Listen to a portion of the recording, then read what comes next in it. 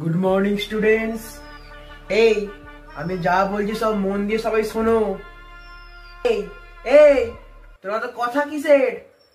দেখতে পাসনি সামনে তো দাদা দাঁড়িয়ে আছে, দেখে শুনে কথা বল একটু। হ্যাঁ, তোমাদেরকে যেটা আমি বলছিলাম সেটা হলো সামনের উইকে না উপর মহল থেকে কিছু লোক আসবে, বুঝলে তো? ওই ইন্সপেকশনে আসবে। তোরা সব একটু ঠিকঠাক করে কথা বলবি, ঠিক আছে তো? বেশি বাড়াবাড়ি যেন না হয়, আর আমার নাম যেন না ওঠে বা আমার ব্যাপারে যেন কোনো কথা না হয়, ঠিক আছে তো? যদিও আমি তার আগে সবকিছু জিনিস হ্যান্ডেল করে দেওয়ার চেষ্টা করব, তাও আমার ব্যাপারে যেন কোনো কথা না হয়, হ্যাঁ? সবাই মাথায় ঢুকিয়ে নেবে। আর যদি আমি জানতে পারি যে কেউ আমার নামে কিছু বলেছিস, আর আমি কি করতে পারি জানিস তো?